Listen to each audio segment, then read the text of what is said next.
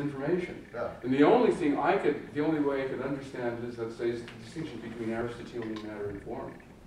And if that's what it is, then that strikes me as an important truth, and he's got his head done. Right. And perhaps it just simply merges form and matter. Anyway, that's. I find the idea really challenging, and I mean, he's not a physicalist either, at least. Well, that's really what I was asking. Is that a form of physicalism or not? I don't think so. I don't think so. You know, physical principles. The physical facts are not basic. I think that's what he was saying. Yeah. Okay, so this is kind of an Leibniz was right. I kind of have an odd question about, you were talking about how beauty is not a physical property, but can you consider the transforming, or like the physical makeup of your brain, like that trigger of what you think is beautiful, like would that be considered physical, or I don't know. Well, I agree with you that something in your brain, or I say something in your mind, responds to beauty. Okay. But it's responding to something that's really out there in the world to be responded to. It's not making it up. Yeah. So that wouldn't be considered physical. Well, I don't think the beauty of what you are responding to the beauty of the object. Okay. That makes sense. Okay. The beauty's in the object, or the beauty is part of the furniture of the world. Actually, probably part of the fabric of the world. Yeah, I'm down with that.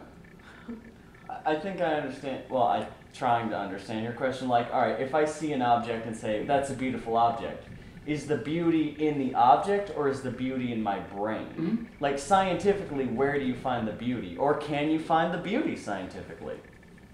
Well, I don't think I'm open to the conclusion that aesthetic properties are what are known as response-dependent properties. Mm-hmm. Which means that they are mind-dependent. Mm-hmm. But it is not within our power, it's not within our mind's power to make any judgment it wishes. Mm-hmm. It's going to respond in a particular way, and the reality of that property consists in the proper response to it. So, but that's a way of being real, right? Mm-hmm. It's not a way of being illusory. It's not saying that you are making up the response purely on your own hook to something that does not elicit that response through some intrinsic property of its own, even if that property is a response-dependent one. Yeah, like if I were to take away the whole beauty argument, if I were in traffic and saw a red light, my brain couldn't just be like, oh, that means go. Like, there's no physical stop particle being projected by the red light. Would that there were. That would make traffic interesting. But still, there is a right and a wrong response. It's not a matter of opinion. Or, in this case, it may not be within anyone's power to respond in any other way. Mm-hmm. It seems as though if we... Although they can lie. I mean, we're ratbags, right? We can lie. It's just, if we want the date to end in a certain way, we will say it's beautiful even if we don't think it is. No. Fair. What was my thoughts?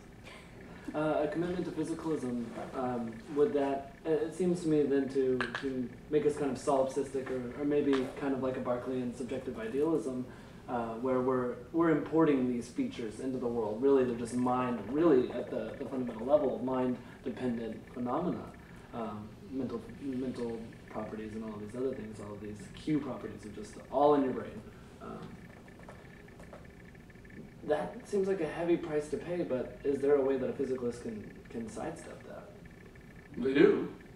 Again, I think it's a taxi problem. They get off where they want. They get off before it starts seeming uncomfortable. Well, fair enough. Okay. My second question. A lot of arm waving goes on in literature. Yeah, I don't know my second question anymore. Well, bringing back to him, like, what you said is like, well, the physicalists just ride the train till it gets too hard for them. Like, bringing back to my question, like, can a human be a physicalist? Like, I think that's an excellent question. Like, you know, is it so much like, oh, this is getting into a dangerous neighborhood, I need to get off? You know, Can we human beings ride not it be to the end? religious? Is it even possible? Can human beings not be religious? Right? Because any ideology, you know, starts, you know, like environmentalism, you start getting indulgences, right? You know, it starts looking a lot. It starts looking real religion-like. You know, that's just how. And I mean, it seems to be perfectly consistent with somehow our natural cultural history went in a way that the institutions of religions are the way we deal with certain coordination issues, right? I mean, it's in Mesopotamia, you would donate a certain portion of your grain, you know, of your harvest to the temple. The temple would store it, give it to poor people. They would give you seed corn, and they go.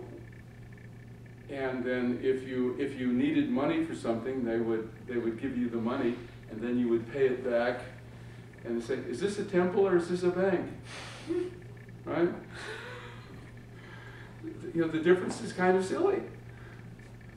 I'm going to just further my last question is, it seems also in that solipsism is a nihilism or nihilism, however you say it.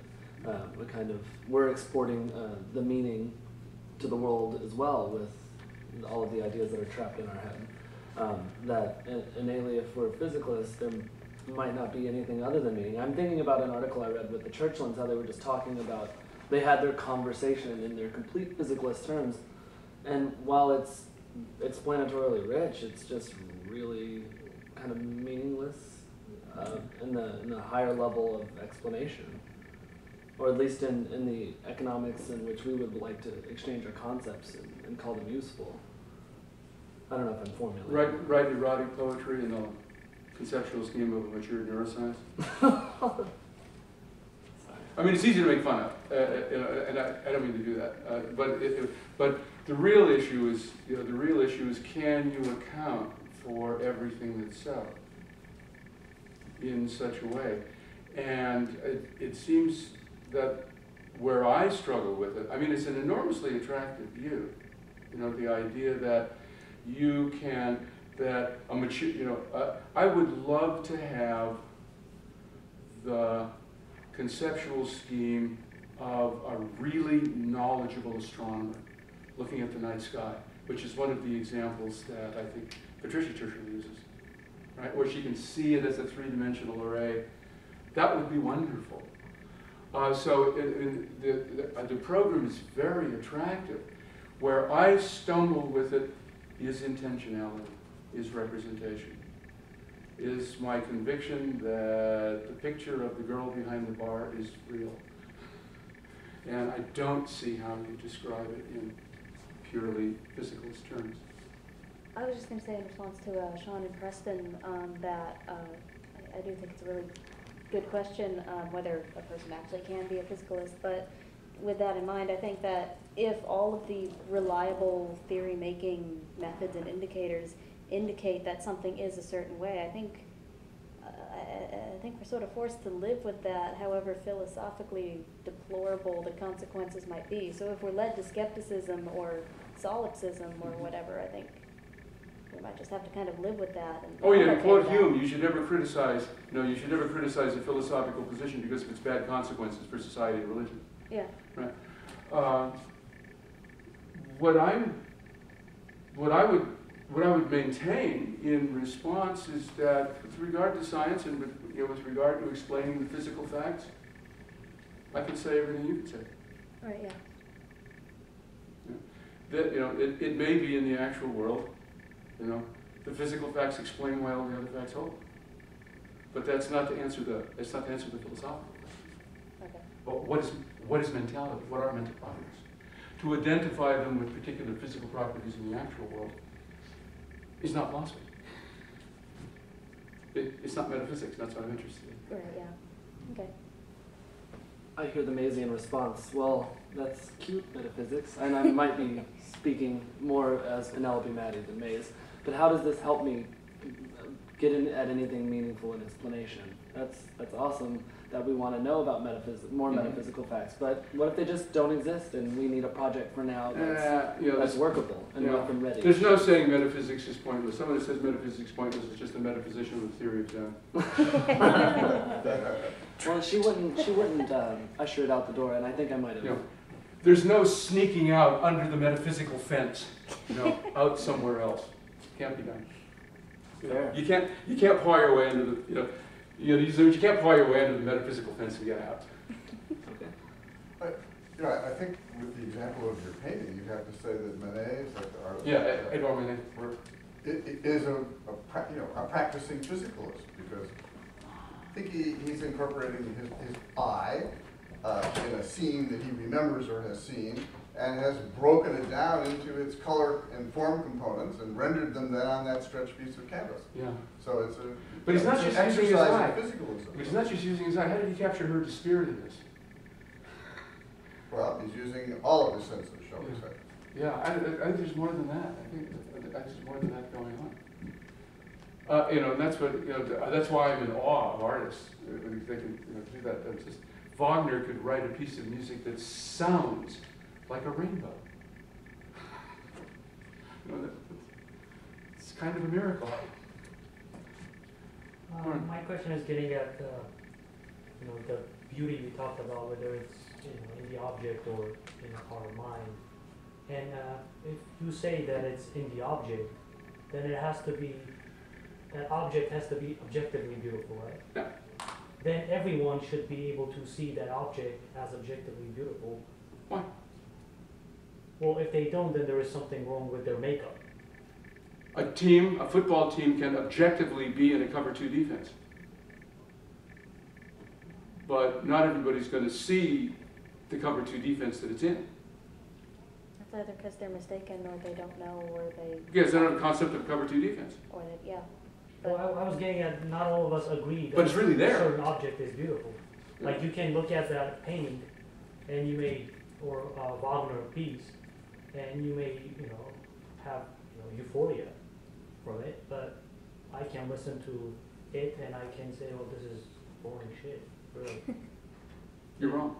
No, You're not seeing what's there to see. You're not hearing what's there to hear. I actually do like Wagner. I'm just but that's the inevitable response for someone who holds my position, that if you are not sensitive, either through perceptual difficulties, if you're deaf, you're not going to appreciate Wagner, right? But if you're not knowledgeable. If you're not knowledgeable about football, you're going to appreciate everything that's going on less. If you're not knowledgeable about baseball, you won't see the beauty of the center field, inching up behind the second baseman. You won't see how how the whole field is moving with the count. You won't see you won't see the intricate structure. Well, I could be perfectly knowledgeable about like baseball or football, but I don't find it as a beautiful game as opposed to, like, I find soccer to be beautiful. Yeah, well, you're weird. Soccer's a girls' game, Corn. In addition, It's played by little girls. Yeah. I'm sorry. Bigotry is an ugly thing. Please wipe. So, but would that be Eliminative physicalist. So would that be considered that? Like if a person that finds that physical, wait, I totally forgot the meaning of that. An eliminative physicalist is someone who denies the reality of non-physical properties, Okay, so that wouldn't be considered. but doesn't try to reduce them, doesn't try to reduce non-physical properties to physical ones, simply denies them as a kind of cognitive illusion. So is there any point of physicalism where it is accepted, where beauty as physical is accepted? I hope I worded that correctly.